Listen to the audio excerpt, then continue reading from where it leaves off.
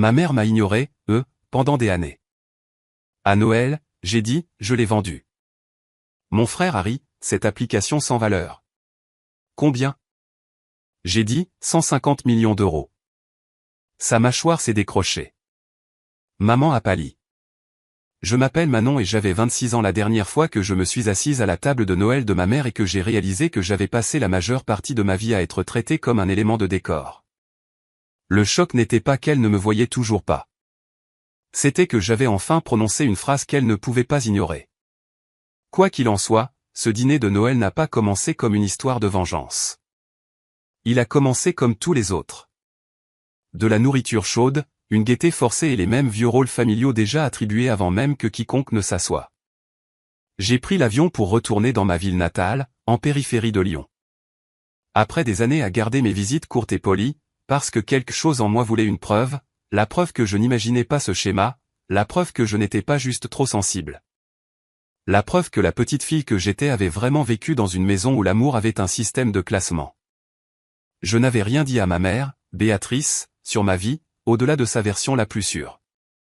Je lui avais dit que j'étais occupé, que le travail allait bien, que je pouvais passer pour Noël si elle le voulait.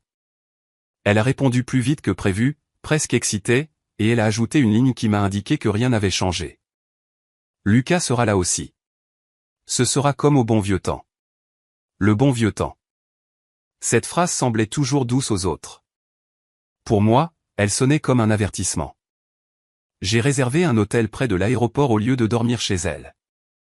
Et même ce choix ressemblait à une rébellion silencieuse, comme si je choisissais enfin une porte qui m'appartenait.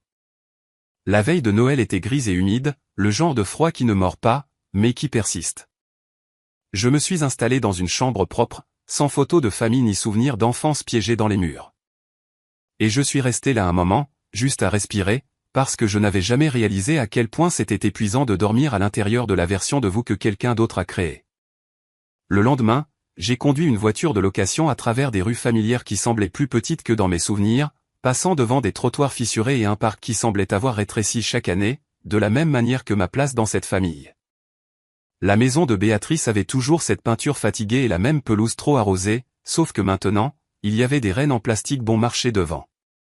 L'un d'eux était tordu, comme s'il avait essayé de se lever et avait échoué. La porte s'est ouverte avant que je ne frappe. Béatrice portait son tablier de fête, les joues chaudes à cause du four. L'odeur de la dinde et de la cannelle s'échappait derrière elle comme une invitation qui ne m'était pas vraiment destinée. Elle m'a serré dans ses bras rapidement, de la façon dont on étreint quelqu'un avec qui on essaie d'être poli, et elle a reculé pour me scanner comme si elle cherchait des changements à commenter. « Tu as tellement grandi », a-t-elle dit. Et puis, sans faire une pause assez longue pour que je réponde, elle a posé la seule question qu'elle posait jamais vraiment sur ma vie, le travail se passe toujours bien?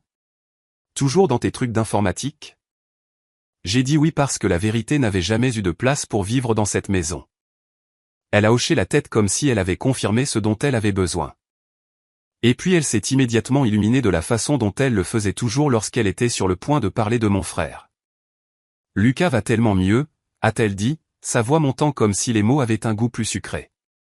Il a une nouvelle idée, une vraie cette fois. Tu verras. Je suis si fier de lui. Je suis entré et la maison m'a frappé avec le même mélange de confort et d'effacement qu'elle avait toujours eu. Le sapin était fait. Les décorations étaient les anciennes, mais les murs racontaient toujours la même histoire.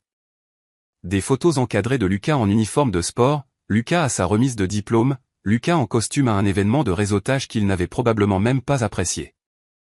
Je n'ai pas vu une seule photo de moi. Pas une seule. Il y avait une photo d'enfance où j'existais, mais seulement techniquement. Lucas centré sur un vélo neuf brillant, le bras de ma mère autour de lui, et moi flou au bord du cadre comme si j'étais entré dans la photo par accident. Je ne me sentais pas blessé comme avant. Je me sentais lucide, comme si quelqu'un avait enfin nettoyé un miroir embué. Béatrice a appelé vers le salon, « Lucas, ta sœur est là. » Et j'ai entendu le traînement de pieds paresseux avant qu'il n'apparaisse. Il était étalé sur le canapé comme s'il payait un loyer, une chaussette mise et l'autre non, une bière à la main, regardant le foot avec le volume trop fort. Il a coupé le son de la télé et s'est levé avec un sourire qui n'atteignait jamais ses yeux, me regardant de haut en bas comme s'il inspectait quelque chose qu'il ne respectait pas. « Eh bien, regardez qui voilà », a-t-il dit. Et c'était le même ton qu'il avait depuis que nous étions enfants. Mi-amusé, mi-méprisant. Toujours célibataire, toujours enfoui dans ton petit truc d'application? Béatrice observait mon visage comme si elle attendait que je joue l'ancien rôle et que j'en ris. Pour faciliter les choses pour tout le monde. J'ai souri poliment. Content de te voir aussi, ai-je dit. Parce que je n'étais pas là pour me battre. J'étais là pour observer. En moins de 10 minutes, Béatrice m'avait déjà tendu un torchon comme si c'était ma place naturelle d'être utile. Tu peux aider pour la salade? A-t-elle demandé. Et elle l'a dit comme si nous étions une petite équipe heureuse, comme si elle n'avait pas passé des décennies à s'assurer que je restais à l'arrière-plan. Elle s'est versé du vin, puis a versé un verre à Lucas comme si c'était automatique, comme si ses mains le faisaient avant même que son cerveau n'ait à penser. Pour moi, elle a pointé l'évier. De l'eau. C'était une si petite chose, mais c'est comme ça que le favoritisme vit. Il ne crie pas toujours. Il se répète simplement. J'ai coupé des légumes pendant que Béatrice et Lucas parlaient de son grand projet. Une nouvelle idée d'entreprise, expliquait-il comme un homme présentant un chef-d'œuvre. Et Béatrice acquiesçait comme s'il avait déjà réussi. Personne n'a demandé où je vivais maintenant. Personne n'a demandé si j'avais pris l'avion. Personne n'a demandé à quoi ressemblaient mes journées, quel était réellement mon travail, ce que j'avais construit. C'était comme si je n'avais pas vieilli du tout dans leur esprit. J'étais toujours la calme, laide, la chaise supplémentaire à la table. Et ce qui m'a surprise, c'est que je ne me sentais plus désespéré de changer cela. Je me sentais presque détaché, comme si je regardais une pièce de théâtre que j'avais trop vue pour être impressionné par le jeu des acteurs. Quand Béatrice nous a enfin appelés à table, mon corps a réagi avant mon esprit. Mon pouce est accéléré, mes épaules se sont tendues parce que mon système nerveux se souvenait encore de ce que cela signifiait de s'asseoir à cette table et d'attendre d'être ignoré. Le plan de table était le même que toujours. Lucas à un bout, Béatrice près de lui, moi sur le côté comme une pensée après coup. Je me suis assise à mon ancienne place, et je me suis laissé vraiment tout absorber. Les rires qui tournaient toujours autour de lui. La façon dont Béatrice lui passait les plats en premier. La façon dont elle regardait son visage pendant qu'il parlait, comme si elle avait besoin de son approbation pour respirer. Lucas s'est lancé dans son idée. Quelque chose à propos d'une boutique d'équipement de sport en ligne, un marché grand ouvert, tous les mots habituels que les gens utilisent quand ils veulent avoir l'air de déjà gagner. Béatrice continuait de dire des choses comme « je lui ai dit que je l'aiderais ». Et elle le disait comme une annonce fière, comme si elle investissait toujours en lui comme elle l'avait toujours fait. Mon nom entrait à peine dans la pièce. J'aurais pu être un centre de table. Puis Béatrice s'est finalement tournée vers moi et son ton était le même que celui qu'elle utilisait lorsqu'une caissière demandait si elle voulait un reçu. « Alors Manon, a-t-elle dit en coupant sa dinde, tu fais toujours ton boulot d'informatique, n'est-ce pas? Tu travailles toujours sur cette application. » Je l'ai regardé et j'ai senti quelque chose en moi se calmer. Pas de colère, pas de tristesse, juste une certitude. J'ai posé ma fourchette et gardé ma voix neutre. Ouais, ai-je dit, j'y travaille toujours. Elle a souri, soulagée, parce que cette réponse signifiait qu'elle n'avait rien d'autre à demander. Tant que tu paies tes factures, a-t-elle dit comme si c'était la barre la plus haute qu'elle n'ait jamais imaginée pour moi. Lucas a souri en coin dans son verre, savourant le moment comme il le faisait toujours. Elle va bien, maman, a-t-il dit, et puis il m'a regardé droit dans les yeux avec cette même suffisance qu'il portait depuis l'enfance. Toujours en train de perdre ton temps sur cette boîte sans valeur. Et il était là, le mot qui m'avait suivi comme une ombre. Sans valeur. Je n'ai pas argumenté. Je ne me suis pas défendu. Je n'ai pas élevé la voix. J'ai juste laissé le silence s'installer un temps plus long que la normale. Assez longtemps pour que la pièce remarque que je ne jouais pas le jeu. Puis j'ai haussé les épaules comme si je commentais la météo. Si vous voulez comprendre pourquoi je pouvais m'asseoir à cette table et dire je l'ai vendu comme si cela ne signifiait rien, vous devez comprendre ce qu'il m'a fallu pour devenir le genre de personne qui a cessé de demander la permission d'exister.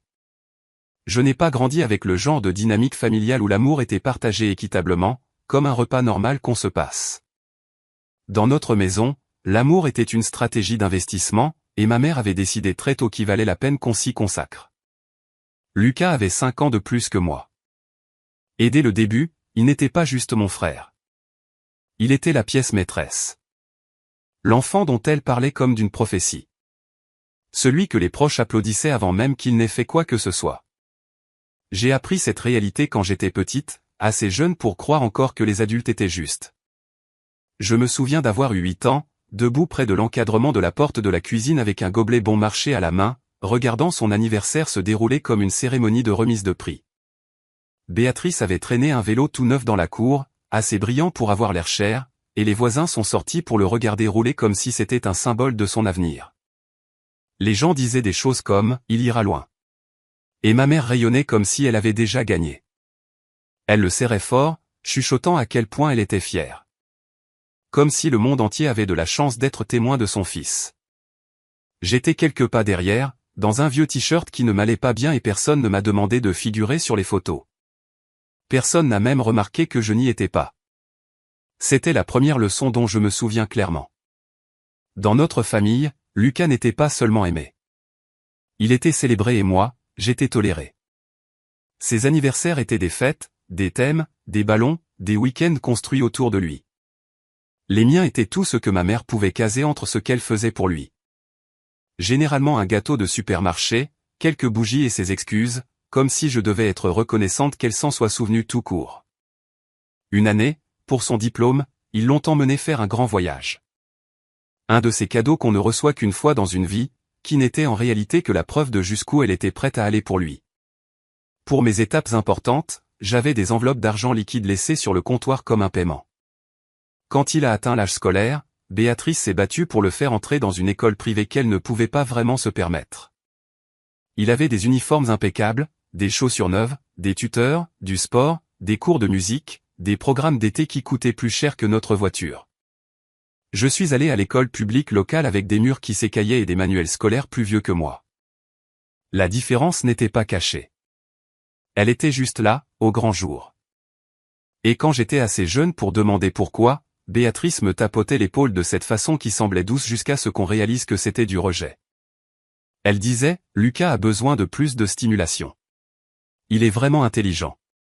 Il a tellement de potentiel. » Puis elle me souriait comme si elle me rendait service et ajoutait, « Toi, tu vas bien, Manon. Tu t'en sortiras. » Au début, cela ressemblait à de la foi, comme si elle croyait que je m'en sortirais. Mais au bout d'un moment, j'ai compris ce que cela signifiait vraiment. Tu t'en sortiras était sa façon de dire tu ne nécessites pas d'effort. C'était sa façon de justifier pourquoi elle pouvait tout verser sur lui et se sentir quand même comme une bonne mère. Mon père était là techniquement. Il travaillait de longues heures dans la finance et rentrait fatigué. Le genre de fatigue qui vous rend passif. Quand il était là, il laissait Béatrice gérer la maison parce que c'était plus facile ainsi. Elle prenait les décisions. Elle contrôlait l'argent. Elle gérait le récit familial. Et j'ai appris tôt que la hiérarchie n'avait pas besoin d'être dite pour être appliquée. Lucas au centre, Béatrice en orbite autour de lui, mon père sur la touche, et moi quelque part sur le bord tant que je ne faisais pas de bruit. Vers l'âge de 12 ou 13 ans, j'ai arrêté de demander des choses parce que j'avais déjà appris quelle serait la réponse. Si Lucas voulait quelque chose, la réponse était oui. Si je voulais quelque chose, la réponse était un soupir, un délai et finalement le genre de peut-être plus tard qui signifiait jamais. J'ai arrêté de courir dans le salon avec mes notes d'examen parce qu'elle ne levait jamais les yeux assez longtemps pour vraiment les voir. Elle était toujours en train d'envoyer un email à l'un des professeurs de Lucas, de le conduire à l'entraînement, de budgétiser sa prochaine opportunité. Quand j'avais besoin de quelque chose d'aussi simple que des livres supplémentaires ou des fournitures, elle me le faisait justifier comme si je demandais du luxe. Alors, j'ai compris comment avoir besoin de moi. J'ai appris à faire les choses moi-même parce que compter sur eux ressemblait à mendier des miettes. J'ai commencé à m'enseigner les compétences de base de la vie grâce à des vidéos en ligne. Non pas parce que j'essayais de prouver quoi que ce soit, mais parce que je savais que personne ne viendrait me sauver. Au collège, j'ai pris de petits quarts dans un café près de l'école, lavant la vaisselle, essuyant les comptoirs, faisant tout ce qu'il laissait faire à un enfant, et j'ai économisé chaque pourboire. Cet argent est devenu mon premier ordinateur portable d'occasion plus tard. Et je me souviens encore à quel point il me semblait lourd quand je l'ai ramené à la maison, comme si je m'étais enfin acheté un morceau de liberté. Je n'étais pas en colère tout le temps à l'époque. C'est ce que les gens supposent, que les enfants négligés grandissent furieux et bruyants. Je ne l'étais pas. J'étais calme, observatrice. J'ai commencé à remarquer chaque petit moment qui confirmait la vérité, et je les stockais. Pas comme une liste pour se venger, mais comme la preuve que je ne pourrais jamais construire ma vie sur eux. Au dîner, la conversation appartenait toujours à Lucas. Ses matchs, ses notes, ses rêves. J'étais là, mais je n'étais pas l'histoire. J'étais la chaise supplémentaire. Et quelque part dans ces années-là, quelque chose en moi s'est ajusté comme un interrupteur qu'on bascule. J'ai arrêté d'essayer d'être choisi. Et j'ai commencé à concevoir une vie où être négligé ne me détruirait pas. Je ne le savais pas à l'époque, mais le rôle que je portais, celui de l'autonome, celle qui demande peu d'entretien, celle qui facilitait la vie de tout le monde, se transformait lentement en autre chose. Il se transformait en endurance. Et l'endurance, quand on arrête de la gaspiller pour les mauvaises personnes, devient un pouvoir. Plus je vieillissais, plus je réalisais que le problème n'était pas que ma mère ne me remarquait pas parfois. Le problème était qu'elle avait construit un système où je n'existais que lorsque je pouvais être utile, silencieuse ou pratique.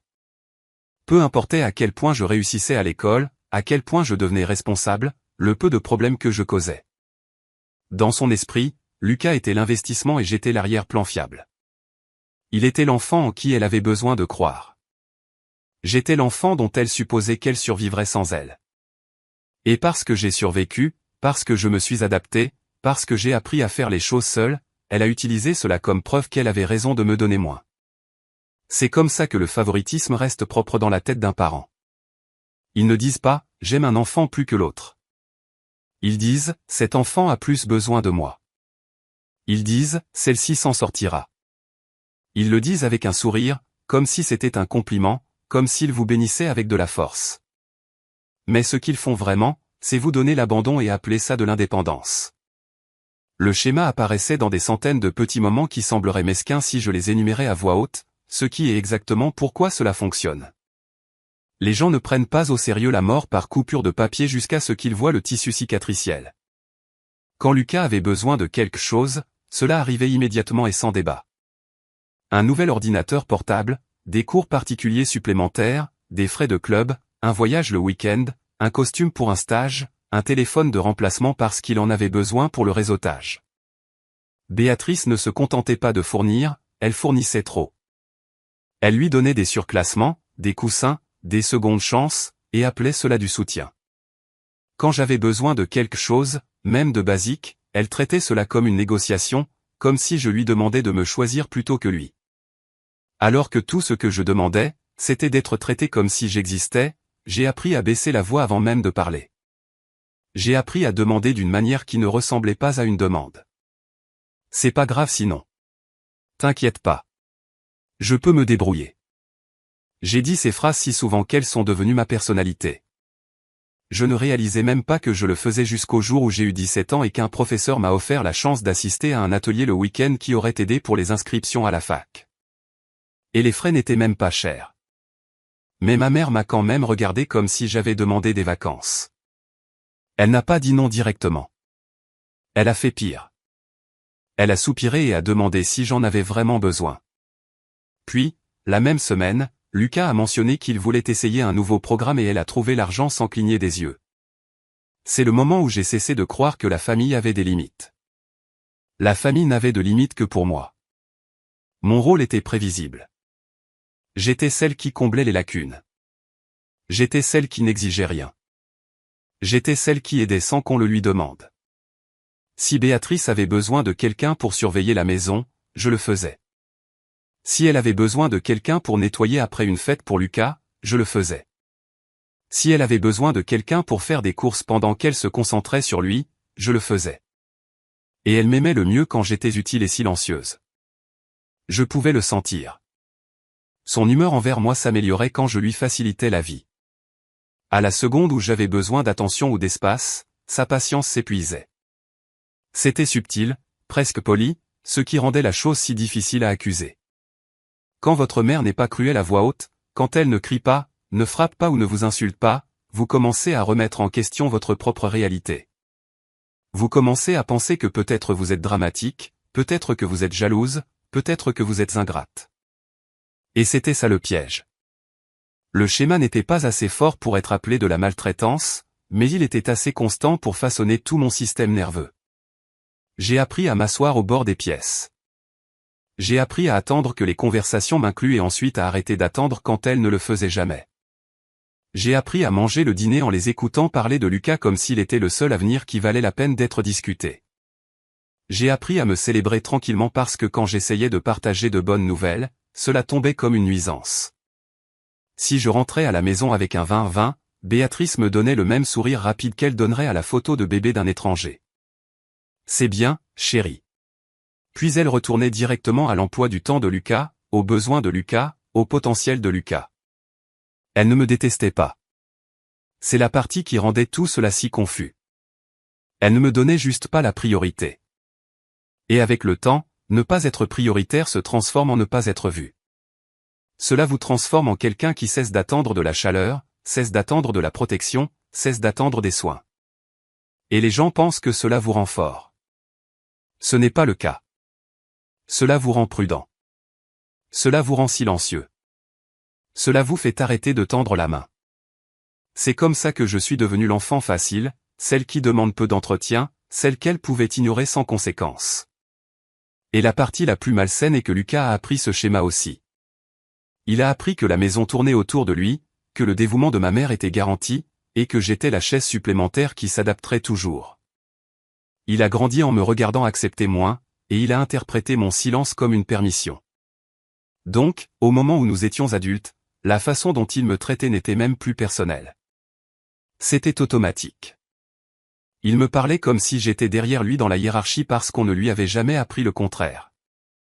Il pouvait se moquer de mes intérêts, minimiser mon travail, qualifier mon entreprise de sans valeur, et il se sentait en sécurité pour le faire parce qu'il savait que Béatrice ne le corrigerait jamais. Dans son monde, sa confiance comptait plus que ma dignité. Et c'est ce qui a finalement fait que tout s'est mis en place pour moi. Ce n'était pas seulement que j'étais négligé. J'étais utilisé comme contraste, comme la preuve que Lucas était spécial, comme la sœur silencieuse qui le rendait plus brillant. J'étais l'atterrissage en douceur qui rendait l'ego de tous les autres stable. Et une fois que j'ai vu cela clairement, une fois que j'ai arrêté de romancer ma mère et commencé à la regarder comme une personne avec des choix, la douleur a changé de forme. Elle a cessé d'être de la tristesse et a commencé à devenir quelque chose de plus froid. Pas de la rage, pas de la vengeance, juste une certitude privée que je ne construirai plus jamais ma vie à l'intérieur d'un système conçu pour me garder petite.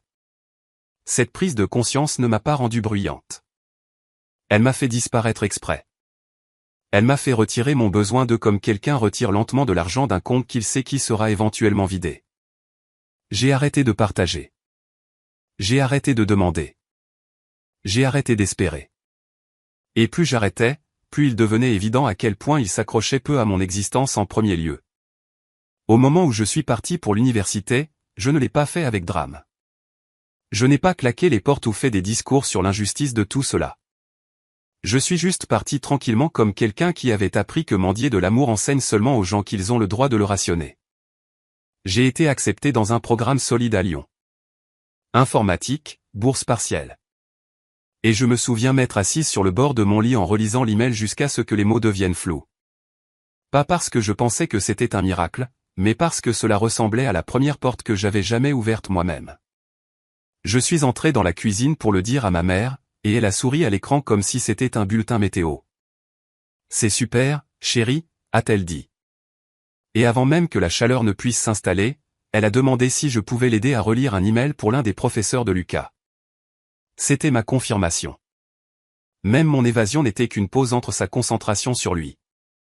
Une semaine plus tard, Lucas est entré dans une grande école d'élite et la maison s'est transformée en stade. Les proches sont venus. Il y avait des bannières, du champagne, des photos, des larmes.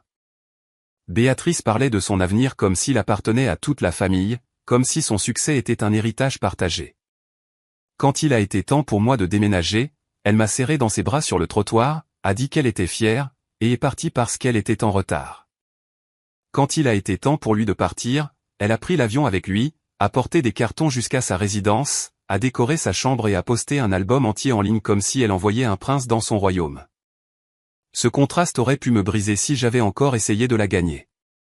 Mais à ce moment-là, quelque chose en moi était déjà en train de changer. Je n'attendais plus de justice. Je collectais des informations. J'ai emménagé dans un appartement exigu près du campus avec des colocataires qui étaient bruyants, gentils et fauchés comme moi. Ma bourse couvrait une partie de mes frais de scolarité, mais pas assez pour prétendre que j'avais un filet de sécurité. Alors, j'ai travaillé.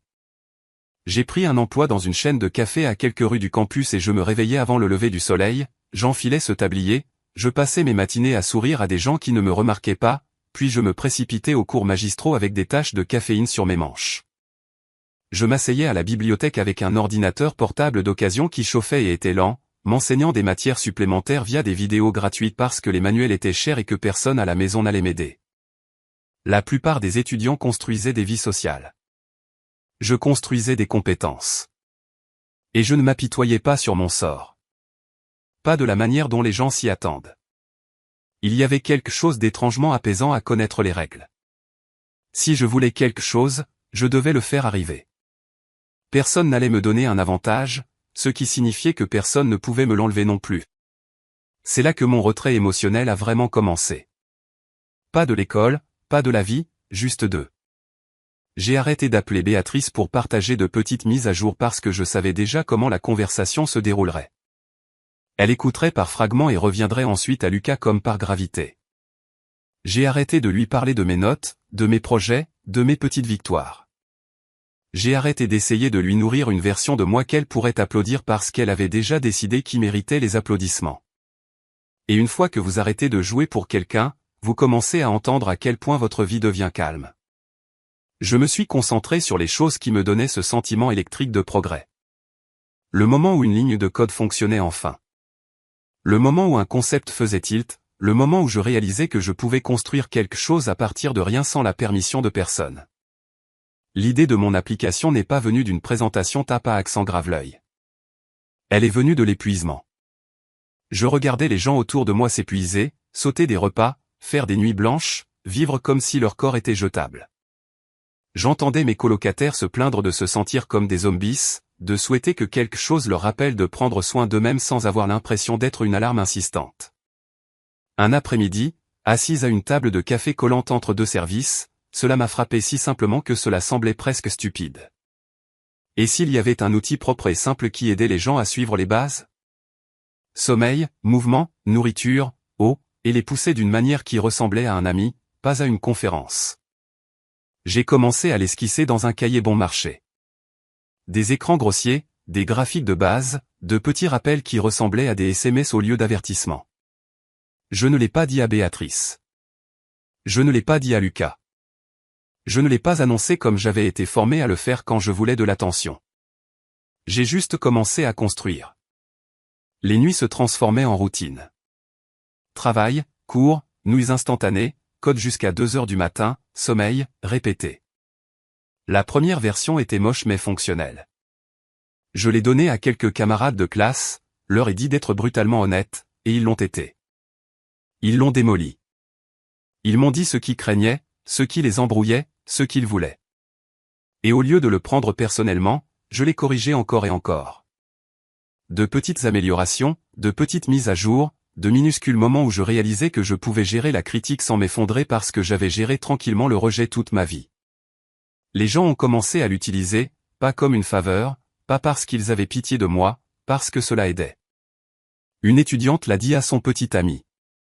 Un ami l'a dit à une discussion de groupe. Quelqu'un a laissé un avis aléatoire qui m'a fait pleurer dans une cabine de toilette au travail parce que c'était la première fois que je me sentais vu par un étranger d'une manière que ma propre famille n'avait jamais réussi à faire. Quand l'application a rapporté sa première petite somme d'argent, rien d'impressionnant, mais réel, j'ai regardé les chiffres et j'ai senti quelque chose changer à nouveau plus profondément. Ce n'était pas une question de revenus. C'était une question de preuve. La preuve que la chose que j'avais construite de mes propres mains avait de la valeur. Et plus elle grandissait, plus je me repliais sur moi-même, non pas de manière dépressive, mais de manière disciplinée. J'ai cessé d'avoir besoin de l'attention de ma famille parce que j'étais trop occupé à créer une vie où leur attention ne compterait pas. Quand Béatrice appelait, c'était toujours la même chose. Elle s'extasiait sur les événements de réseautage de Lucas, ses rêves, son potentiel, même quand ses rêves ne se transformaient jamais en rien. Un soir, j'ai essayé de lui parler de mon application. Juste une petite mise à jour. 1000 utilisateurs, des gens utilisant réellement quelque chose que j'avais fait.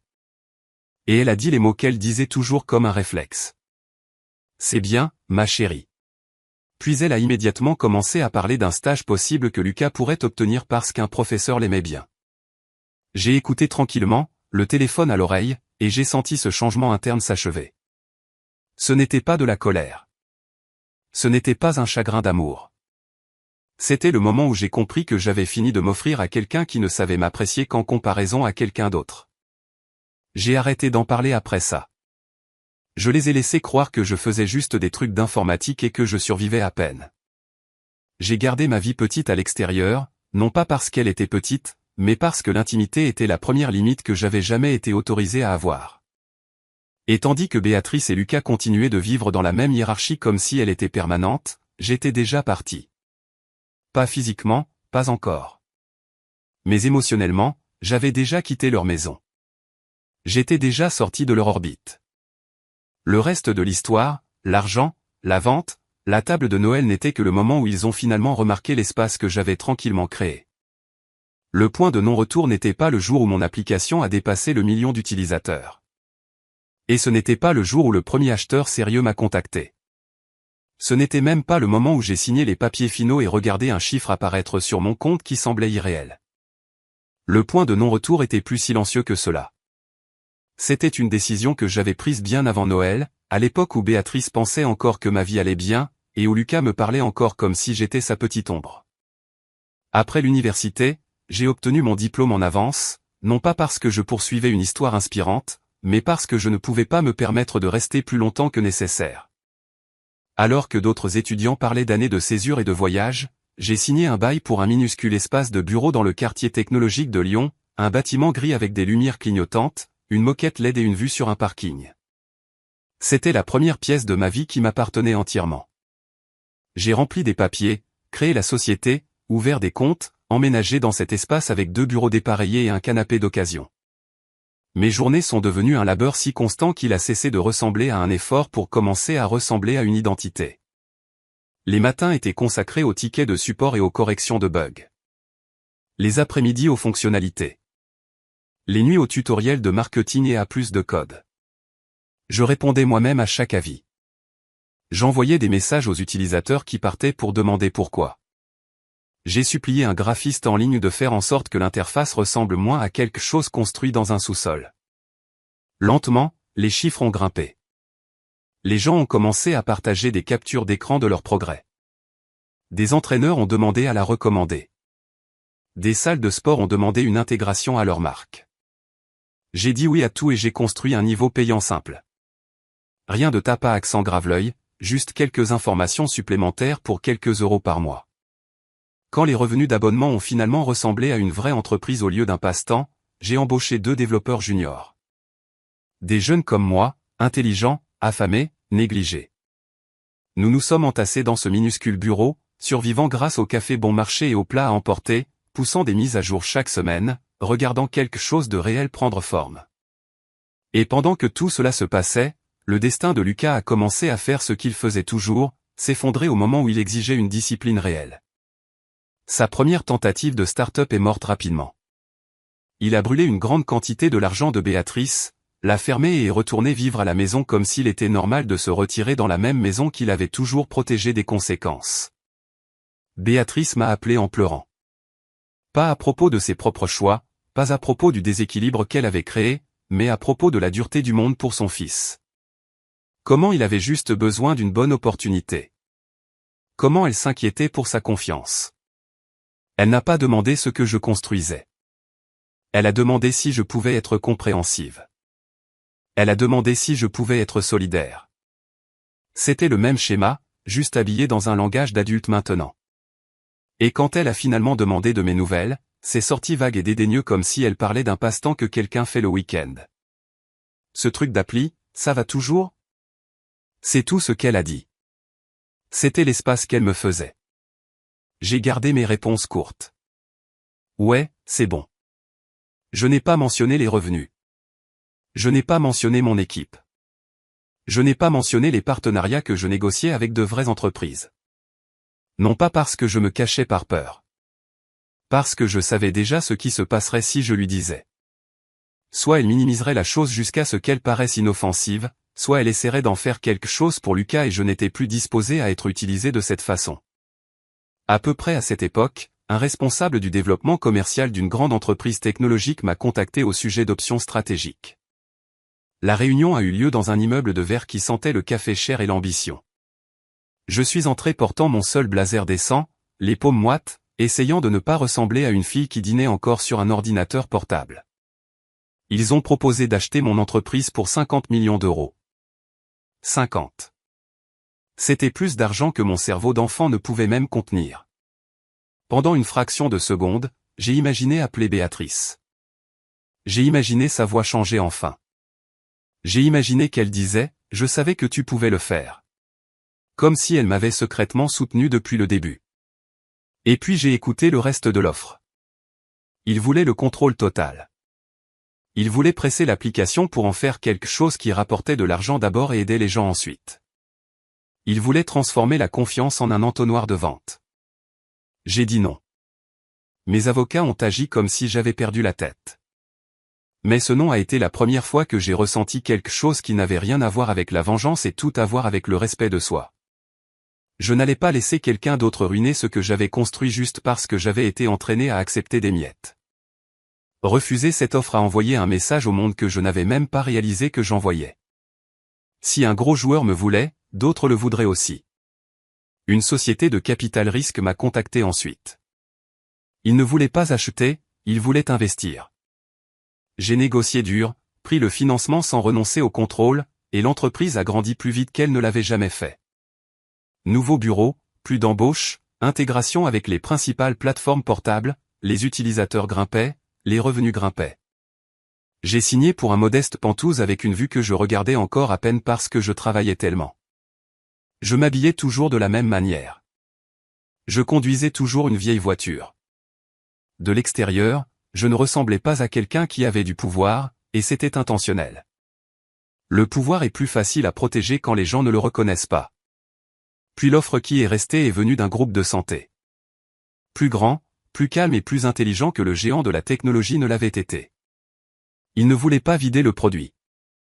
Il voulait garder mon équipe, garder la marque et utiliser leur portée pour la faire évoluer d'une manière qui avait toujours du sens.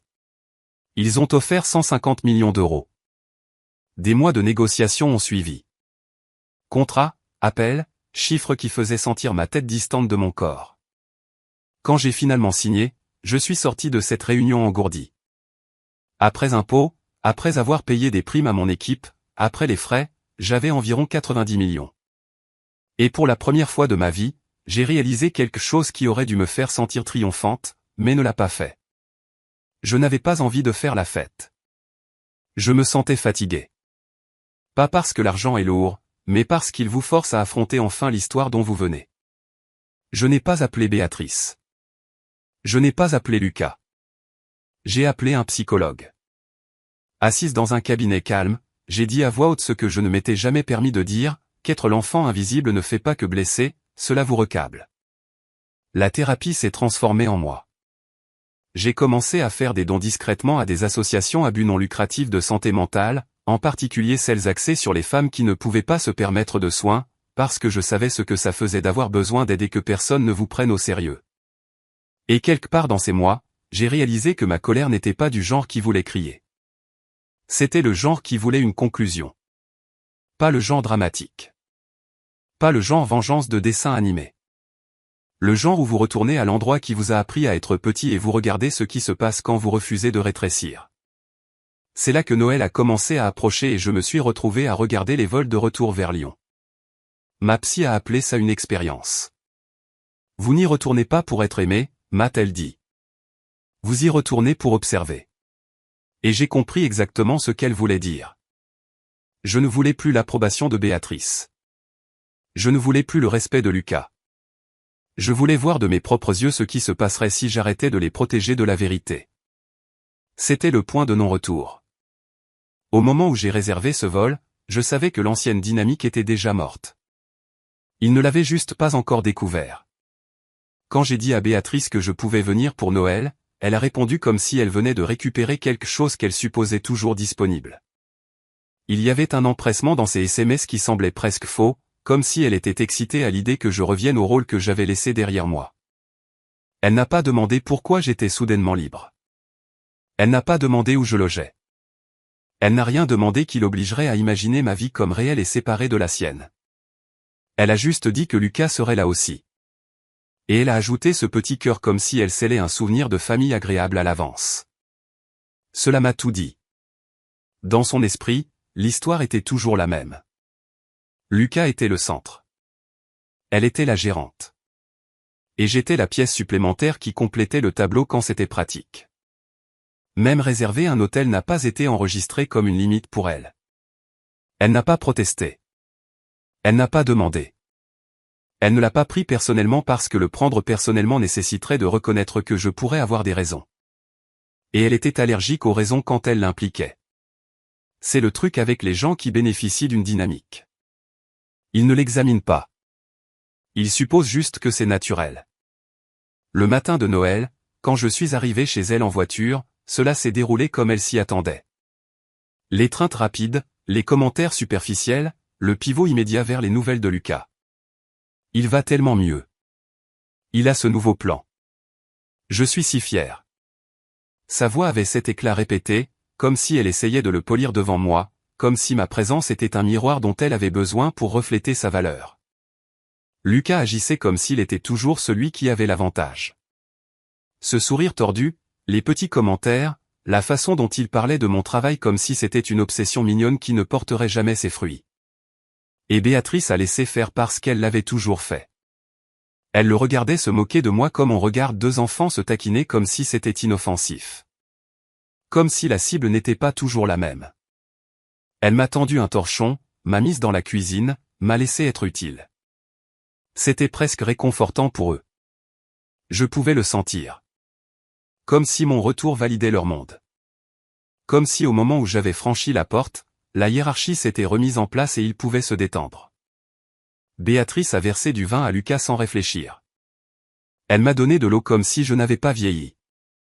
Elle parlait de son projet comme si c'était déjà un succès, comme s'il attendait juste que le monde reconnaisse ce qu'elle avait toujours su. Elle m'a même jeté un coup d'œil à un moment donné et a dit, « Tu sais, je lui ai dit que je l'aiderais à le lancer. » Avec ce ton, qui ne demandait pas vraiment mon avis. Elle demandait mon accord. Comme si j'étais censé hocher la tête et confirmer que bien sûr les ressources familiales devraient aller à lui encore une fois. Bien sûr, ça avait du sens. Bien sûr, il méritait un autre coup de pouce. Je n'ai pas réagi. J'ai juste écouté. Et j'ai réalisé quelque chose qui m'a rendu étrangement calme. Ils n'étaient pas cruels parce qu'ils étaient en colère contre moi. Ils étaient négligents parce qu'ils croyaient que j'étais toujours inoffensive.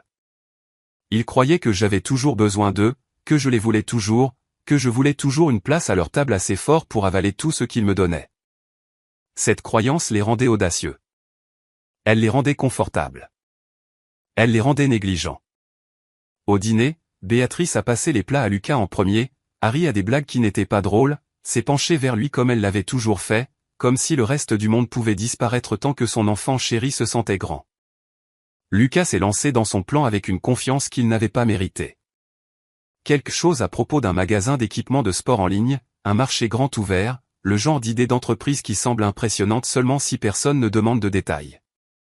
Béatrice hochait la tête comme s'il présentait un plan pour la grandeur. Elle continuait de dire des choses comme « il a travaillé si dur ». Et cette fois, il est sérieux. Et tout ce dont il a besoin, c'est d'un petit capital. Comme si elle avait déjà décidé qu'elle le fournirait. Et elle l'avait fait. Elle l'avait toujours fait. Le sentiment que tout lui était dû siégeait dans la pièce comme une quatrième personne.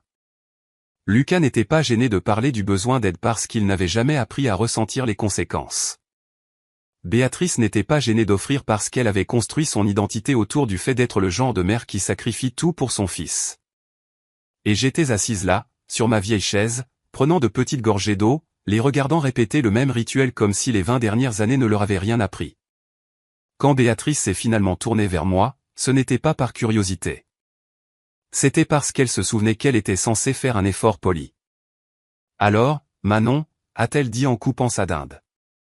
Tu fais toujours ton boulot d'informatique, n'est-ce pas? Tu travailles toujours sur cette application. Ce n'était pas une vraie question. C'était une case à cocher. J'ai répondu comme je l'avais toujours fait. Ouais, j'y travaille toujours. Et elle a souri, soulagée, parce que cela signifiait qu'elle n'avait pas à s'engager. Tant que tu peux payer tes factures, a-t-elle dit sur ce ton léger que les adultes utilisent quand ils parlent à quelqu'un qu'ils ne prennent pas au sérieux. Et Lucas a saisi cette ouverture comme si c'était son droit. Il a souri en coin, a fait tourner son vin et a dit « Elle va bien, maman.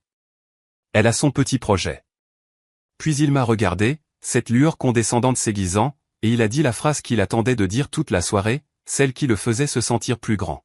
« Tu perds toujours ton temps sur cette boîte sans valeur. » Béatrice ne l'a pas corrigé. Elle n'a pas bronché. Elle n'a même pas eu l'air mal à l'aise. Dans son monde, il était normal qu'il me parle de haut. Il était normal que je l'accepte. Et à ce moment-là, je pouvais sentir à quel point ils étaient sûrs d'eux. Sûrs que rien de ce que je faisais ne comptait. Sûrs que Lucas serait toujours celui sur qui il valait la peine de parier. Sûrs que je serais toujours la sœur silencieuse qui absorbait le manque de respect et gardait la paix. Ils pensaient avoir gagné parce qu'ils pensaient que le jeu était toujours le même. Ils pensaient avoir gagné parce qu'ils ne savaient pas que le type de changement le plus dangereux s'était déjà produit en moi. Je n'étais pas là pour argumenter. Je n'étais pas là pour plaider pour de l'espace. Je n'étais pas là pour leur demander de me voir enfin. J'étais là parce que j'avais déjà construit une vie où leur vision ne me définissait pas. Et maintenant, je voulais regarder ce qui se passerait quand j'arrêterais de rétrécir pour protéger leur confort. Leur confiance était presque douce dans sa négligence. Lucas parlait comme un roi parce qu'il croyait toujours qu'il possédait la pièce. Béatrice souriait comme une femme qui croyait encore que son histoire familiale était intacte. Et j'étais assise là, parfaitement immobile, parce que je savais quelque chose qu'ils ne savaient pas. Je savais que les prochains mots qui sortiraient de ma bouche allaient changer l'atmosphère d'une manière dont ils ne pourraient pas se sortir par la parole. Et au moment où j'ai décidé de laisser cela se produire, l'ancienne hiérarchie s'effondrait déjà. Ils n'avaient juste pas encore entendu le craquement. Quand Lucas a dit « sans valeur », je n'ai pas ressenti le besoin de me défendre. Ce besoin était mort il y a des années par désuétude. J'ai juste regardé son visage alors qu'il savourait le mot comme il l'avait toujours fait, comme s'il me lançait quelque chose qu'il croyait qui atterrirait. Béatrice regardait aussi, non pas pour me protéger, mais pour voir si je réagirais d'une manière qui perturberait le confort de la table. L'ancienne version de moi aurait ri poliment, peut-être fait une petite blague, peut-être changé de sujet. C'est ce qu'ils attendaient. C'est sur quoi ils comptaient.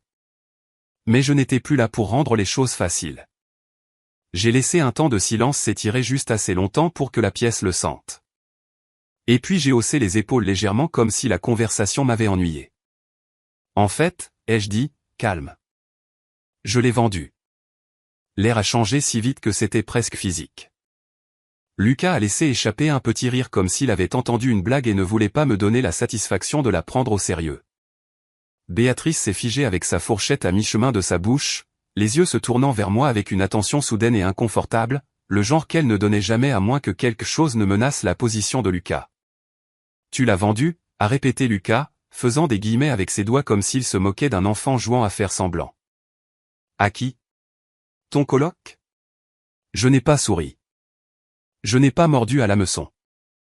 Un groupe de santé, ai-je dit, et dire ces mots à voix haute dans cette maison semblait étrange, comme parler une langue qu'il n'avait jamais pris la peine d'apprendre.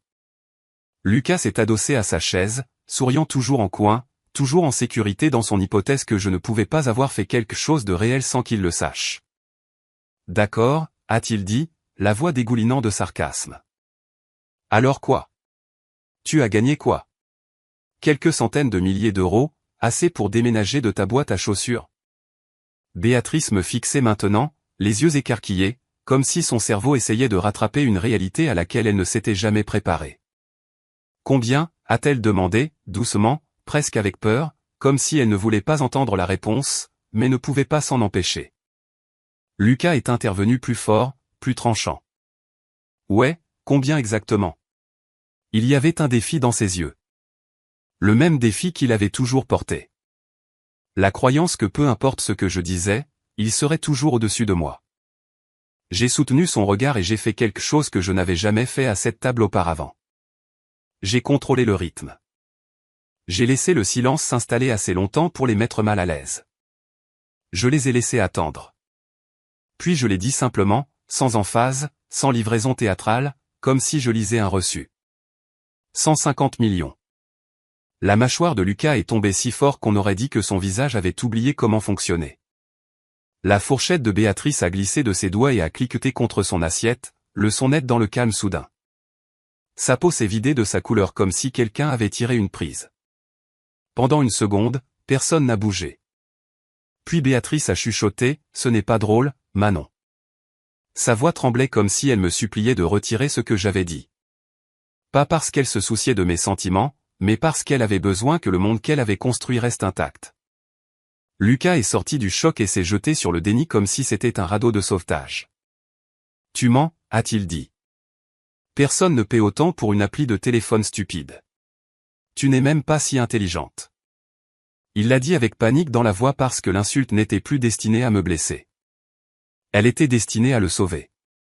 Je n'ai pas argumenté. Je n'ai pas énuméré mes réalisations. Je ne leur ai pas dit ce que j'avais sacrifié. J'ai juste sorti mon téléphone, je l'ai déverrouillé et j'ai tourné l'écran vers eux. J'avais mon application bancaire ouverte, non pas parce que je voulais me vanter, mais parce que je savais exactement comment cela se passerait. Les gens qui vous ignorent pendant des années ne vous croient pas soudainement quand vous parlez. Ils croient aux chiffres. Béatrice s'est penchée, les yeux parcourant les chiffres, les lèvres bougeant alors qu'elle essayait de compter les virgules, son expression s'effondrant en quelque chose entre l'incrédulité et la honte. Lucas lui a arraché le téléphone, les mains tremblantes, faisant défiler comme s'il s'attendait à ce qu'une trappe s'ouvre, comme s'il s'attendait à ce que je révèle que c'était une fausse capture d'écran. Quand il n'a pas pu trouver le mensonge, il a saisi son propre téléphone et a commencé à taper furieusement, comme le font les gens peu sur deux quand la réalité ne correspond pas à l'histoire qu'ils se sont racontée. Quelques secondes plus tard, j'ai vu son visage se durcir alors qu'il trouvait l'article. Ses lunettes reflétaient le titre. Il a fait défiler, marmonnant des phrases dans sa barbe. Et je savais qu'il lisait les mêmes mots que j'avais lus une fois seul au milieu de la nuit en silence avec personne à appeler. Une jeune fondatrice, une application de santé, une vente pour 150 millions. Mon nom, mon visage, la preuve que j'existais. Quand il a relevé les yeux vers moi, la suffisance avait disparu. Les yeux de Béatrice étaient humides maintenant. « Pourquoi tu ne nous l'as pas dit ?» a-t-elle chuchoté comme si je leur avais caché quelque chose qui leur appartenait. « Comment as-tu pu cacher quelque chose comme ça à ta propre famille ?» C'est là que quelque chose de froid et de propre s'est installé dans ma poitrine. Pas de colère, pas de cruauté, juste de la clarté. Parce que dans cette phrase, elle ne s'excusait pas. Elle ne réfléchissait pas. Elle ne demandait pas comment elle avait raté ma vie.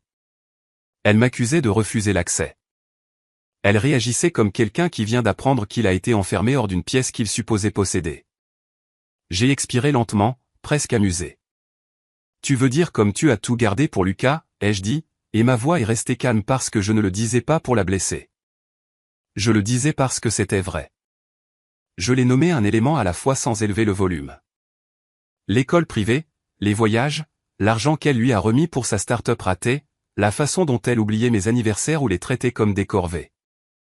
La façon dont elle a pris l'avion pour l'aider à s'installer dans son rêve pendant que je déménageais seul avec une literie d'occasion et aucune photo. La bouche de Béatrice s'ouvrait et se fermait. Elle essayait de former les vieilles défenses. « Ce n'est pas juste », a-t-elle réussi à dire. « Nous avons fait de notre mieux. Nous t'avons soutenu. Nous avons toujours. » Non, ai-je coupé plus sèchement que je ne le voulais, mais toujours sous contrôle. Tu l'as soutenu, lui. Tu as investi en lui. Tu as construit toute ta vie autour de lui. Tu m'as dit que je m'en sortirais. Et puis tu as agi comme si cela signifiait que tu n'avais pas à essayer. Lucas a frappé du poing sur la table, faisant sauter les verres. Et alors, a-t-il crié, la voix se brisant. Tu penses que tu vaux mieux que nous maintenant? Tu penses que l'argent te rend spécial? Tu es toujours la même petite sœur bizarre qui déjeunait seule. Tu as juste eu de la chance. Je me suis levé lentement et la pièce a semblé plus petite. Mes mains étaient stables. Mon cœur ne battait pas la chamade. C'était presque paisible, comme si le moment dont je m'approchais depuis des années était enfin arrivé, et que j'y entrais simplement. La chance n'a pas écrit une seule ligne de code, ai-je dit. La chance n'a pas répondu au client à 3 heures du matin. La chance n'a pas refusé une offre de 50 millions parce que ce n'était pas juste. La chance n'a pas construit ma vie. Je l'ai fait. Puis j'ai regardé Béatrice. Vraiment regardé. Et pour la première fois, je l'ai vue sans le brouillard de l'espoir de l'enfance. Elle avait l'air petite, secouée, comme si les fondations sur lesquelles elle s'était appuyée s'étaient fissurées en plein milieu. J'ai parlé doucement, et cette douceur a atterri plus fort que n'importe quel cri n'aurait jamais pu le faire. Tu as tout parié sur le mauvais enfant, ai-je dit. Et maintenant tu es en colère parce que celle que tu as ignorée a appris à gagner sans toi. Béatrice a tendu la main comme si elle allait saisir mon poignet, comme si elle pouvait physiquement me ramener dans mon rôle. Manon, attends, a-t-elle dit, la voix urgente. On peut en parler. Peut-être que tu pourrais aider. Aider ton frère à investir. Nous sommes une famille. Et voilà. Pas d'excuses, pas de responsabilité. Juste une atteinte instinctive à mes ressources, comme si mon succès n'était finalement précieux que parce qu'il pouvait être redirigé vers Lucas. Et ce fut le moment exact où la vengeance est devenue réelle, même si je n'ai pas levé le petit doigt contre eux. Parce que ma vengeance n'était pas de crier. Ce n'était pas de l'humiliation. Ce n'était pas de leur prendre quoi que ce soit. C'était de refuser de leur donner ce qu'ils s'étaient entraînés à attendre. J'ai ramassé mon téléphone, je l'ai glissé dans ma poche et j'ai secoué la tête une fois. Je suis resté soudé, ai-je dit doucement. Pendant des années. Vous ne l'avez juste jamais remarqué. J'ai reculé ma chaise, les pieds raclant le sol avec un son qui ressemblait à la fin de quelque chose. Les lumières de Noël clignotaient à la fenêtre derrière eux, se reflétant sur leurs visages stupéfaits. Je les ai regardés une dernière fois, pas avec triomphe, pas avec pitié, juste avec finalité. Bon dîner, ai-je dit. Joyeux Noël. Et puis je suis sorti. Je les ai laissés assis là avec leur dinde, leur hiérarchie et le silence qu'ils s'attendaient toujours à ce que j'avale. Je n'ai pas claqué la porte. Je n'ai pas pleuré dans l'allée. Je ne me suis pas retourné pour voir si Béatrice suivait. Je suis juste sorti dans l'air froid et je suis parti. Et à ce moment-là, la valeur, l'accès et le pouvoir qu'ils avaient supposé leur appartenir pour toujours ont disparu tranquillement.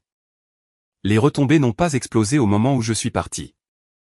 Cela n'est pas venu sous la forme d'un coup de fil dramatique ou d'un effondrement instantané. C'est venu comme les conséquences le font habituellement lorsque les gens ont passé des années à les éviter. Lent, humiliant et indéniable. Ce soir-là, de retour à mon hôtel, j'ai enlevé mes chaussures, je me suis assise sur le bord du lit et j'ai regardé les lumières humides de la ville par la fenêtre. Je m'attendais à ce que mon téléphone s'allume tout de suite parce que je connaissais Béatrice. Je connaissais Lucas.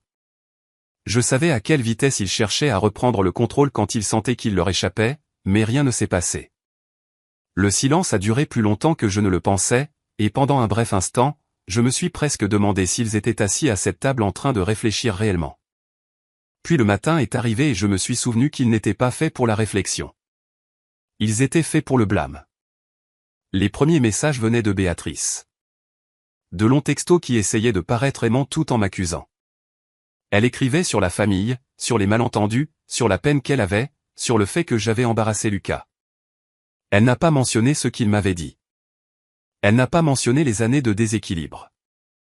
Elle s'est concentrée sur la partie où son histoire parfaite avait été perturbée devant son enfant chéri. Puis Lucas est intervenu et ses textos étaient plus courts, plus tranchants, plus colériques. Il m'a traité d'égoïste, d'ingrate. Il a dit que j'avais tourné le dos aux gens qui m'avaient élevé, comme si m'élever avait été quelque chose qu'ils avaient fait avec intention au lieu de quelque chose qui s'était produit pendant qu'ils se versaient en lui. Je n'ai pas répondu. Je ne les ai pas corrigés. Je ne me suis pas défendu. Il n'y avait plus rien à expliquer. Quelques jours plus tard, le coup suivant est arrivé, et c'était si prévisible que cela m'a presque fait sourire. Une lettre d'un avocat représentant les deux demandants de l'argent, pas une demande, pas une conversation, une exigence. Il voulait une compensation pour le soutien. Il prétendait avoir fourni le logement, la nourriture, l'éducation, le coût de m'élever, 3 millions d'euros. Lire cela ressemblait à regarder quelqu'un mettre une étiquette de prix sur une enfance à laquelle il s'était à peine présenté. Ce n'était pas seulement insultant. C'était révélateur. Cette lettre ne concernait pas le besoin. Elle concernait le droit. C'était eux essayant de me reconvertir en un actif dont ils pouvaient extraire quelque chose parce que maintenant ils savaient que j'avais de la valeur. J'ai remis la lettre à mon avocat et je lui ai dit que je ne voulais pas de drame. Je voulais de la distance. Il a répondu dans un langage plus froid que je ne pourrais jamais parler moi-même. Poli et mortel, il a refusé. Puis il a joint une ventilation détaillée de l'histoire financière de la famille rassemblée avec mon comptable. Chaque paiement majeur lié à Lucas, l'école privée, les voyages, les tuteurs, les chèques pour son entreprise ratée, les gros virements étiquetés comme aide, et à côté de mon nom, un zéro propre et indubitable. Pas d'investissement, pas de coup de pouce pour les frais de scolarité, pas d'extra, pas même le genre de petit soutien que Béatrice aimait revendiquer plus tard quand elle voulait avoir l'air juste. Juste rien. À la fin de la lettre de mon avocat, il a ajouté une phrase de plus qui a mis fin au fantasme rapidement. S'ils poursuivaient leur réclamation, ces dossiers pourraient devenir publics. C'était la ligne qui a tout fait. Parce que Béatrice ne voulait pas de responsabilité. Elle voulait le contrôle. Et des dossiers publics signifiaient que les gens verraient la vérité qu'elle avait passé des années à habiller en faire de son mieux. Le message suivant d'elle était frénétique et court. Il laissait tomber. Oublie les avocats. Soyons juste une famille. Ce n'était pas des excuses. C'était une retraite. Et une fois la porte de l'argent fermée, une fois qu'ils ont réalisé qu'ils ne pouvaient pas forcer leur entrée dans ma vie financièrement, la dynamique a commencé à s'effondrer d'elle-même. Lucas était déjà instable avant Noël. Il avait vécu sur une confiance empruntée toute sa vie. Une confiance que Béatrice avait gonflée en le protégeant des conséquences. Ma phrase à cette table n'était pas seulement embarrassante pour lui. C'était une crise d'identité. Elle l'a forcé à regarder la possibilité qu'il n'était pas la star. Et les gens comme Lucas ne gèrent pas ce genre de changement tranquillement. Il buvait plus. Il déblatérait. Il a vrillé. Il a commencé à arriver en retard à son travail dans la vente, à s'en prendre à ses collègues, à rentrer à la maison en colère, blâmant tout le monde pour le fait que ses projets ne se concrétisaient jamais. Béatrice essayait de l'apaiser comme elle l'avait toujours fait, inventant des excuses, adoucissant les conséquences, lui disant qu'il était incompris, lui disant que le monde était injuste. Mais le monde ne répond pas au maternage de Béatrice. Le monde répond au comportement. Un jour, Lucas a pété les plombs au travail devant des clients. Il a crié sur quelqu'un qui a filmé. La vidéo s'est retrouvée en ligne dans un groupe local où les gens l'ont reconnu parce que Lucas ne pouvait pas s'empêcher de dire à qui voulait l'entendre que sa sœur était riche et ingrate. Les gens ont fait le lien rapidement. Une semaine plus tard, il était viré. La nouvelle entreprise dont il se vantait, l'idée de magasin d'équipements de sport, n'est jamais vraiment devenue rien de plus que des paroles et des dettes. Il a essayé de la financer quand même. Des cartes de crédit, un petit prêt qu'il ne comprenait pas. Quelques achats désespérés destinés à le faire paraître légitime.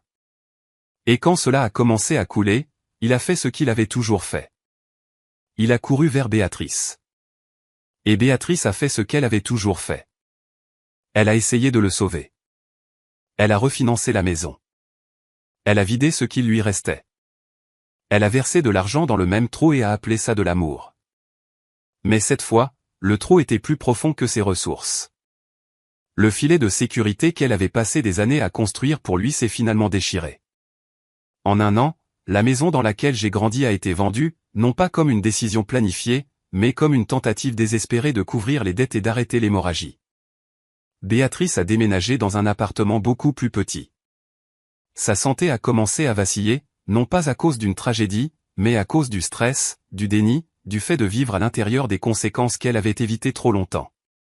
Les proches qui avaient l'habitude de tourner autour d'elle, ceux qui louaient Lucas et traitaient Béatrice comme la mère fière d'une future réussite, ont commencé à s'éloigner. Les gens n'aiment pas être proches d'un effondrement quand ils savent qu'on pourrait leur demander de l'aide. Et Béatrice, pour la première fois de sa vie, n'avait pas d'histoire brillante pour les distraire. Elle avait la réalité, et la réalité est silencieuse. Ce Noël suivant, je n'étais pas à Lyon. Je n'étais pas à la table de Béatrice. J'étais quelque part au chaud avec un petit groupe de personnes qui me connaissaient sans avoir besoin de me classer. Nous avons nagé, fait de la randonnée, dîné avec vue sur l'océan, et j'ai envoyé un gros don à une organisation qui aide les femmes à se payer une thérapie. Je ne l'ai pas fait pour prouver quoi que ce soit. Je l'ai fait parce que cela ressemblait à la fermeture d'un cercle, donner quelque chose dont j'avais eu besoin un jour sans l'attacher à quelqu'un qui l'utiliserait contre moi.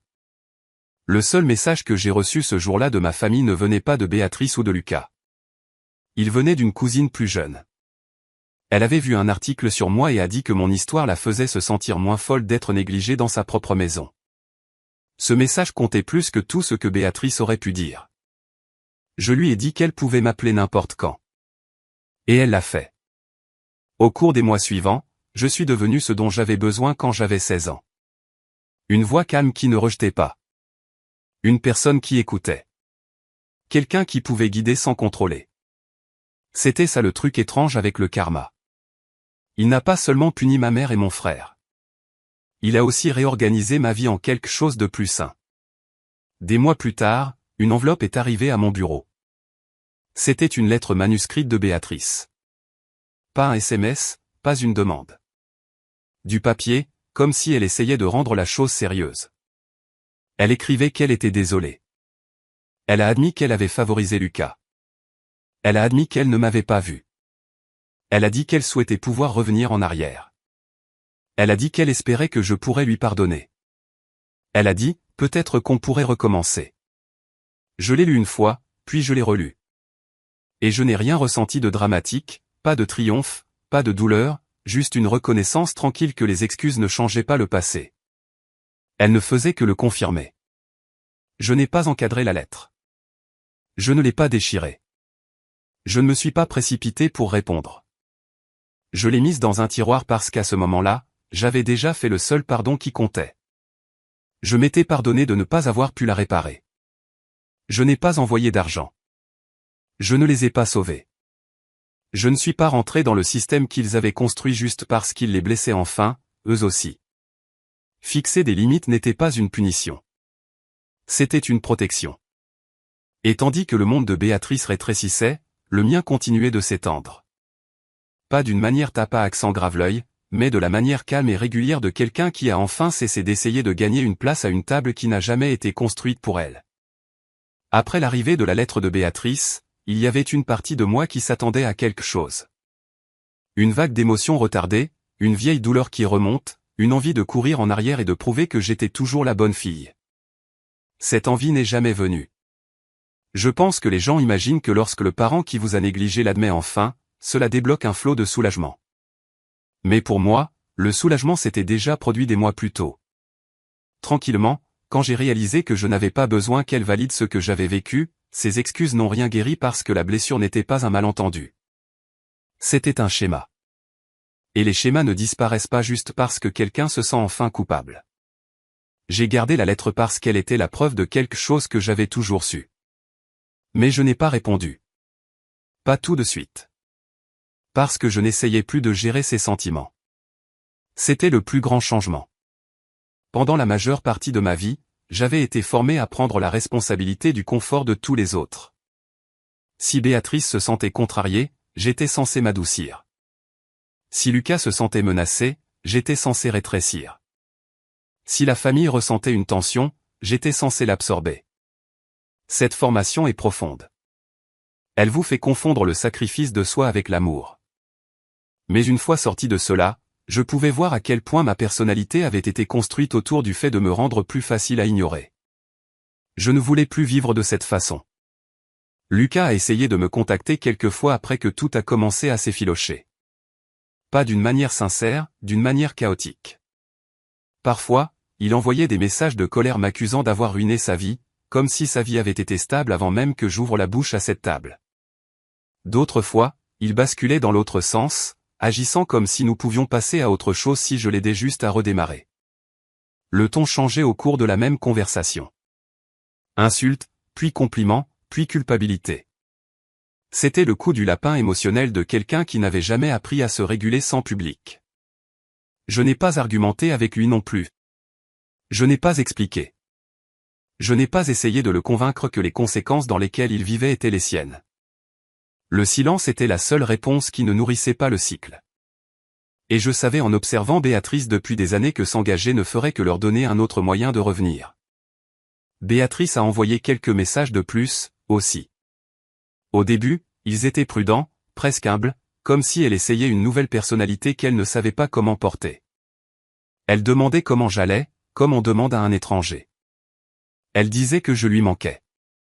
Puis, finalement, les vieux instincts filtraient. Elle mentionnait à quel point les choses avaient été difficiles, à quel point son appartement semblait petit, à quel point Lucas luttait, comment elle ne savait pas trop quoi faire. Et je pouvais le voir clairement. Elle voulait un sauvetage sans appeler cela un sauvetage. Elle voulait que je revienne au rôle de système de soutien, le rôle qu'elle ne m'avait jamais offert, mais qu'elle voulait maintenant de moi parce qu'elle n'avait plus d'option. Elle n'a jamais dit « je comprends ce que j'ai fait ». Elle a dit « regarde ce qui se passe maintenant ». C'était toujours centré sur elle, toujours centré sur Lucas, toujours concentré sur ce que je pouvais fournir. C'est là que j'ai compris quelque chose qui a rendu ma poitrine calme et froide de la meilleure façon. L'amour sans responsabilité n'est qu'un accès. Et Béatrice avait passé toute ma vie à traiter l'amour comme un accès. Accès à mon temps, ma conformité, mon pardon, mon silence. Au moment où elle voulait accéder à mon argent, il est devenu évident ce qu'elle pensait que la famille signifiait. La famille signifiait un droit. Cela signifiait le droit de prendre de moi parce qu'elle m'avait donné naissance, même si elle avait passé des années émotionnellement absente. Et je n'allais pas laisser la culpabilité rouvrir une porte que j'avais enfin fermée. Je ne la détestais pas. Je ne lui souhaitais pas de souffrir. Je ne célébrais pas ce qui s'était passé. Mais je ne prétendais pas non plus que c'était mon travail de réparer ça. Je me tenais à l'extérieur des dégâts comme on se tient à l'extérieur d'un immeuble en feu qu'on a passé des années à essayer de réparer. À un moment donné, vous arrêtez de courir à l'intérieur juste parce que quelqu'un crie par la fenêtre. Je me suis investi dans mon nouveau travail. Après la vente, j'ai lancé une autre entreprise. Celle-ci se concentrait sur les outils de santé mentale et les bilans basés sur l'IA. Le genre de système qui aide les gens à reconnaître des schémas en eux-mêmes avant de s'effondrer. Ce n'était pas un projet de vengeance.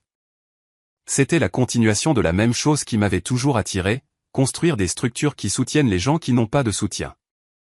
J'ai commencé à parler lors de conférences aussi, pas comme un tour d'honneur, mais parce que je savais qu'il y avait des gens assis dans le public se sentant invisibles dans leur propre vie, et je voulais qu'ils comprennent que l'invisibilité ne signifie pas que vous êtes impuissant. Cela signifie juste que vous n'avez pas encore trouvé la bonne pièce. J'ai raconté des parties de mon histoire dans une conférence une fois, soigneusement, sans les nommer, sans en faire un spectacle. Et après, des femmes sont venues me voir avec des yeux calmes et ont dit « c'était ma maison, aussi ». Ça comptait. C'était le genre de connexion que j'avais toujours voulu, pas l'approbation superficielle que Béatrice rationnait. Pendant ce temps, la famille à la maison continuait de rétrécir dans les conséquences qu'elle avait créées. Lucas passait d'un emploi à l'autre. Il blâmait tout le monde. Il continuait de chercher des raccourcis parce qu'il ne savait pas comment construire quoi que ce soit lentement. Béatrice essayait de le maintenir à flot, mais il n'y avait plus de maison à refinancer, plus de grands filets de sécurité. Regarder cela à distance semblait étrange, non pas parce que c'était satisfaisant, mais parce que c'était prévisible. Je les avais regardés construire cette falaise pendant des années. Je les avais regardés marcher vers elle avec confiance, convaincus que la gravité ne s'appliquerait jamais à eux. Et puis, quand la gravité a finalement fait ce que la gravité fait, ils ont agi comme s'ils avaient été trahis par les lois de la réalité. Les gens me demandaient parfois si je me sentais coupable. Des amis, des collègues, même cette jeune cousine qui m'appelait pour des conseils. Ils le demandaient doucement, comme s'ils essayaient de s'assurer que je n'étais pas froide. Je donnais toujours la même réponse honnête. Je ne me sentais pas coupable de refuser de financer un système qui me nuisait. Les limites ne sont pas de la cruauté. Les limites sont le coût minimum du respect de soi. Je n'ai pas envoyé d'argent. Je n'ai pas offert d'investissement. Je ne les ai pas invités chez moi. Je n'ai pas laissé Béatrice transformer mon succès en la seconde chance de Lucas. La seule chose que j'ai faite tranquillement a été de maintenir une distance qui me permettait de respirer. Et plus je gardais mes distances, plus ma vie se remplissait de choses qui n'impliquaient pas de faire mes preuves. J'ai voyagé parfois. J'ai construit des amitiés qui semblaient stables. J'ai encadré des femmes plus jeunes qui me rappelaient moi-même, intelligentes, fatiguées, sous-estimées, et j'ai réalisé quelque chose de simple. La raison pour laquelle Béatrice et Lucas avaient l'impression de s'effondrer n'était pas parce que je leur avais fait quelque chose. C'était parce que j'avais arrêté de faire quelque chose pour eux. J'avais cessé d'être la poutre de soutien silencieuse. Je m'étais éloigné et la structure qui dépendait de ma conformité avait commencé à trembler. Ce n'était pas une vengeance par l'action. C'était une vengeance par l'absence. Et je suis restée absente. Pas par méchanceté, par paix. Les gens aiment imaginer la vengeance comme quelque chose de bruyant, une confrontation, une révélation dramatique, un moment où tout le monde applaudit et le méchant s'effondre en larmes. Ce n'est pas ce qui s'est passé. Ce qui s'est passé était plus calme, et c'est pourquoi cela a fonctionné. J'ai dit une phrase à une table de Noël, et puis je me suis retiré d'un système qui avait passé des décennies à se nourrir de mon silence. Tout ce qui a suivi n'était pas quelque chose que j'avais orchestré. C'était juste le résultat naturel de Béatrice et Lucas rencontrant enfin les conséquences dont ils avaient toujours été protégés. Béatrice a perdu la maison parce qu'elle avait passé des années à traiter le sacrifice financier comme de l'amour. Et elle l'a versé dans quelqu'un qui confondait être adoré avec être capable. Lucas a perdu sa stabilité parce qu'il n'en avait jamais construit lui-même. Et je ne suis pas resté là à sourire pendant que cela se produisait. Je n'ai appelé personne pour faire des commérages à ce sujet. Je n'ai pas posté de citations cryptiques en ligne. Je n'ai même pas ressenti le frisson que les gens pensent que la vengeance est censée vous donner. Ce que j'ai ressenti était un calme lent et inconnu, comme si le monde avait enfin cessé d'exiger que je performe. La lettre d'excuse de Béatrice est restée dans mon tiroir. Je ne l'ai jamais utilisée comme preuve dans une dispute. Je ne l'ai jamais agitée pour qu'elle se sente plus mal. Je l'ai gardée parce qu'elle me rappelait quelque chose d'important. Elle n'a pas changé tant que le coup de ne pas changer n'est pas devenu insupportable. Et ce n'était pas ma responsabilité. Je ne lui devais pas d'arc de rédemption. Je ne devais pas de sauvetage à Lucas. Je me devais une vie où je n'essayais pas constamment de gagner de l'espace. La partie la plus étrange a été de réaliser que la petite fille qui faisait ses devoirs seule à la table de la cuisine n'était pas faible. Elle était formée. Chaque anniversaire ignoré, chaque réussite écartée, chaque tu t'en sortiras déguisé en amour avait construit un certain type de résilience en moi. Pas du genre bruyant. Le genre qui apprend à survivre sans applaudissements. Le genre qui construit en silence. Le genre qui n'a besoin de la permission de personne pour continuer. Quand je regarde en arrière maintenant, je ne ressens pas de haine envers eux. La haine signifierait qu'ils ont encore une place en moi. Ce que je ressens, c'est de la distance, une distance propre et finale. Béatrice et Lucas peuvent garder leur version de l'histoire s'ils le veulent. Ils peuvent me traiter d'ingrate. Ils peuvent me traiter de froide. Ils peuvent se dire que j'ai changé. La vérité est que je n'ai pas changé. J'ai juste arrêté de rétrécir. Et au moment où j'ai arrêté de rétrécir, ils ont enfin vu à quel point leur amour avait toujours été petit. J'ai construit une vie où je ne suis pas la chaise supplémentaire. J'ai construit une vie où je n'attends pas d'être choisi. Et je pense que c'est la partie qui les pique encore plus que l'argent ne l'a jamais fait. Parce que ce n'était pas la vente qui m'a rendue puissante. C'était le fait que je sois parti et que je ne sois jamais revenu pour mendier. Alors c'est là que ça se termine. Pas avec la vengeance comme une performance, mais avec la vengeance comme une décision. J'ai retiré ma valeur. J'ai retiré mon accès. J'ai retiré ma loyauté à un système qui ne l'a jamais mérité.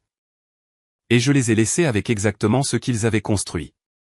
Je n'ai pas enfreint la loi. Je n'ai blessé personne. Je n'ai même pas élevé la voix. Je suis juste sorti tranquillement et j'ai laissé la réalité gérer le reste. Et maintenant, quand Noël arrive, je ne ressens pas d'appréhension. Je ne ressens pas de culpabilité. Je ne ressens pas la vieille douleur d'espérer que quelqu'un me verra enfin. Je me sens calme. Froide.